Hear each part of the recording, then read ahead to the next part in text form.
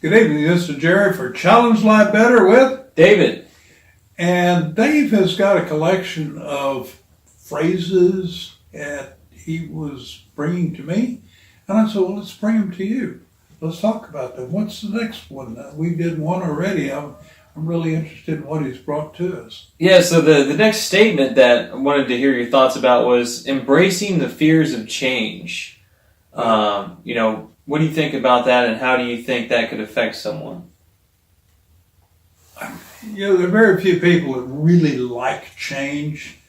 And there's an old phrase out there that says, the only thing constant is change, which I truly believe. I have to think about, I met a man today who's 98 years old, and I just was taken back after I walked away, wonderful individual. I walked away and I thought, what is this man seen in his life? He was born in 1918, so he's going to be 99 very shortly. What has he seen in his life? He's seen airplanes with two wings.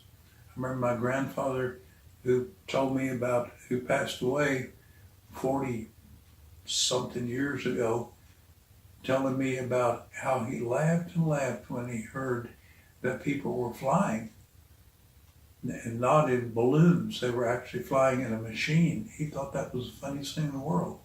Then he told me a story how funny he thought it was when somebody said, in San Antonio, Texas, people have to stop for lights. They have lights that make people stop. And he thought, why would anybody stop for a light? He said, well, they don't have stop signs, they have these lights. And he didn't believe it. He thought the guy was pulling his leg. He thought it was the dumbest thing he'd ever heard of. And on, his whole life. He thought it was so many things that he saw that he actually did not believe in the beginning. And I wondered how he embraced change, but he was the kind of guy that just kind of went along with it. And I can say I'm now seeing that situation in my life because I grew up on a farm.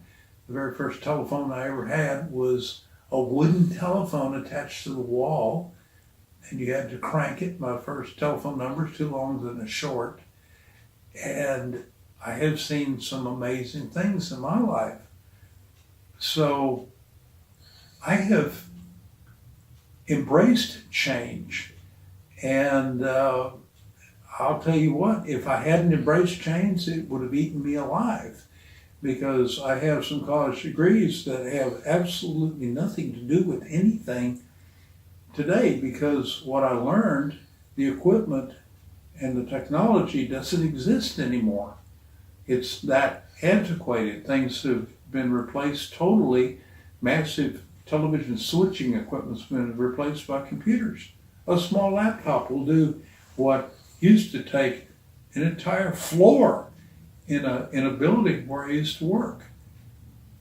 I've seen that. If I wasn't embracing change, I wouldn't have been able to roll with the flow and go on to the next step. So when you have fears of change, it doesn't do your health any good. You really are doing yourself a disservice physically and mentally if you're so afraid that things are going to be so out of kilter that you just can't adapt. You will adapt. You'll survive.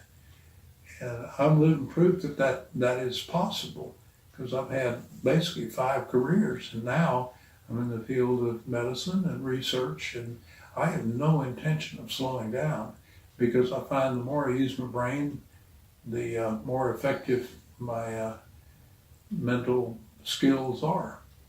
And so that's what really helps me more than anything else. Do you have any questions about this? Obviously, this was something you were curious about. Yeah, as far as embracing the fear, or... Either way. Okay. What do you think? You brought this to me. There's got to be something that made you wonder, about this? Something on your mind about that? What? Well, as far as, change, I think it's a scary thing personally because I feel like it's in essence of the unknown. Yeah. Do you think that that's accurate? The intangible or the variable of not knowing what's going to happen? Absolutely. I think, for example, let's talk about somebody that's in the automotive industry. Detroit used to be very economically powerful. It was the engine of the automobile industry. It was an amazing place. And now you can grow corn on where there were entire subdivisions. There's nothing there. There's not even any houses there. They're gone. It was replaced by, in a lot of cases, by robotics. And where it took 1,000 people to do something, maybe 10 people do that job now. So the electric welders, machines are going shh. And you see all this, and nobody's there. Nobody's sitting there welding a Hudson together or welding a DeSoto together, or some of the cars that I knew when I was a small child that no longer exist. The Studebaker, they're gone. And the people who built them are gone. And those people, that when that started happening, there was a fear of change. These people were losing their jobs to machines that looked like they were alive. And some of these people would have been born in the 1800s who were employed in the 50s and 60s. There were people that were 55, 60 years old, and they were born in 1902. What are they thinking when these machines come in and do stuff that they had never dreamed would be possible? They thought they could have that job until they retired at 65, and all of a sudden they're on the street. Fear of change? Oh yeah, absolutely. But I think that people who have an entrepreneurial spirit, I can't say that they absolutely welcome change, but they view it as a challenge and a lot of times an opportunity to do something different. I certainly looked at it from that point of view. I had an electronics company and I could have built the stuff the way everybody else was building it, but I embraced this new kind of technology and made a deal with a chip manufacturer that nobody had ever done. And I brought product out the day after that chip company introduced their chip. Everybody's wondering how to do that. I had been working quietly behind the scenes with this chip manufacturer, helping them develop the chip for use in my product. That helped them. It made us look really smart. We weren't smart. We were just trying to be the leader in our industry, which we turned out to be in our field.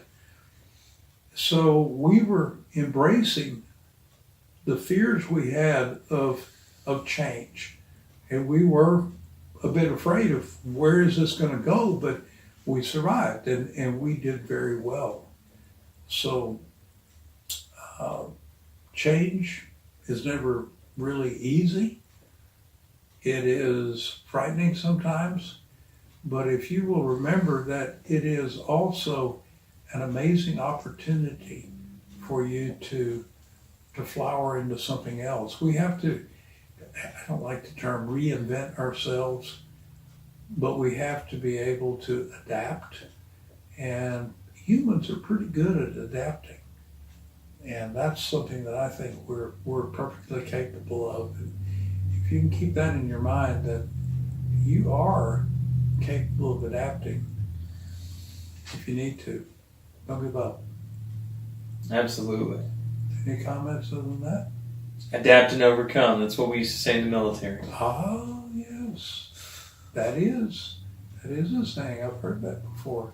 I don't have the benefit of having been in the military. I have a lot of friends, and I knew a few generals and various people in my life, and some of my technological adventures that I knew some very highly placed people. But the people I had the most respect for, like Dave, who actually were on the ground doing the hard work, doing the heavy lifting. And you're right. That's absolutely true. Absolutely. So, There's always going to be change. That's one thing you can count on for sure. absolutely. It's what you make of it. Until next time, this is Jerry. And David. And we look forward to the opportunity to visit with you again. As we say, be well. Be well.